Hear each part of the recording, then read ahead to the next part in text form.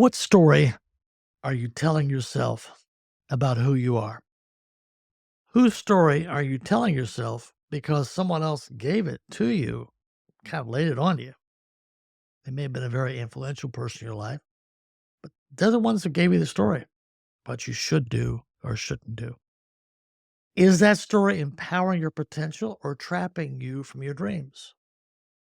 What if the story of your life could be rewritten starting today on your own terms, free from the past limitations? What if the narrative holding you back could transform into one that propels you forward? Stories that trap us feel like a series of struggles and no clear ending, when it could be a path to the adventure of a lifetime. Over the years, I've met countless people who see their stories as tragedies based on the traumas they've experienced. Yet, from where I stood, their lives sounded like a heroic journey of surviving because somewhere inside them was this life forwarding energy that's always been in them that wanted more. Here's the truth: you are not defined by what you had to do to survive. Let me say that again. You are not defined by what you had to do to survive. The story you tell yourself isn't just a reflection of your life, it's a blueprint for your future.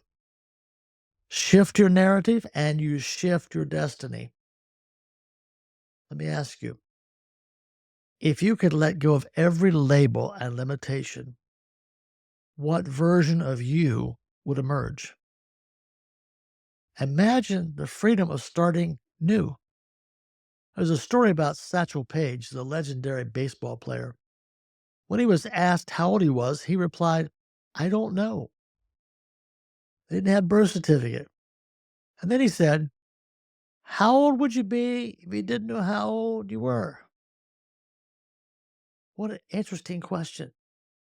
What could you accomplish if you freed yourself from the numbers, the years of your age, and labels that you use to define yourself?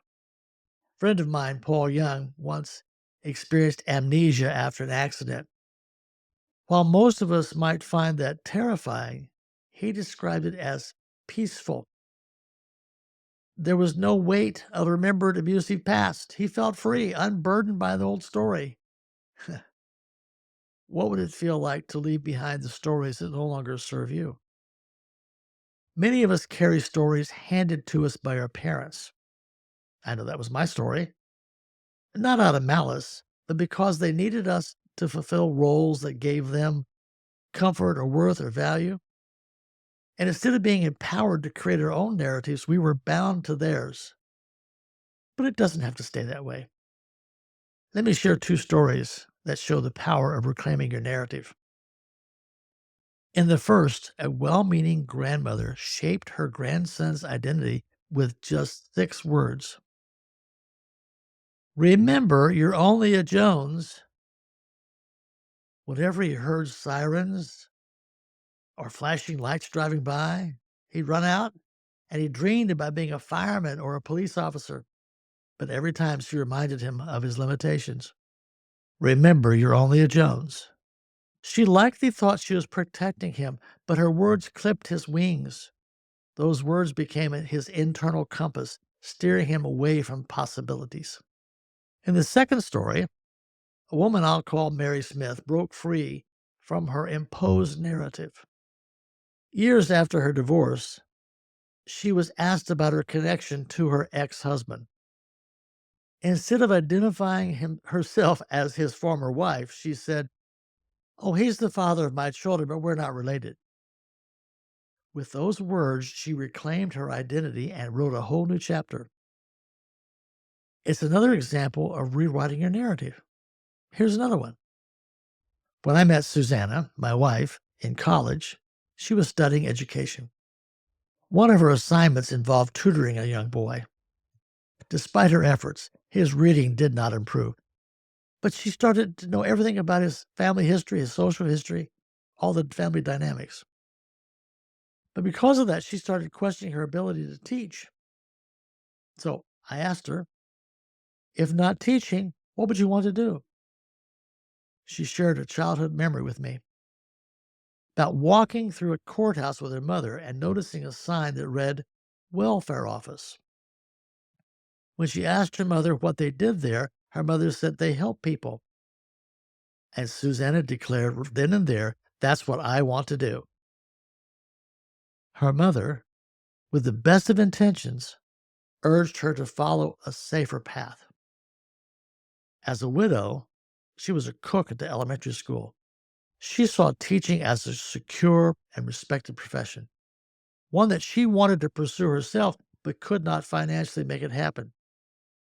Susanna realized that someone else's story wasn't enough. It was time to write her own.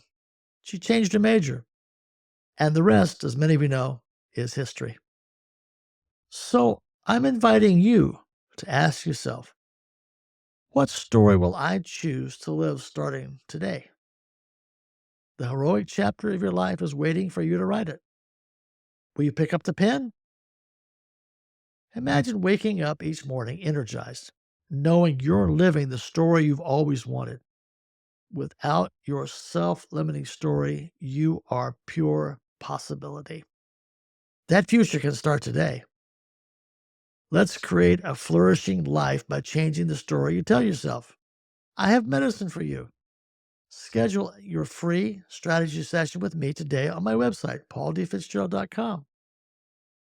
You can do this. It's time.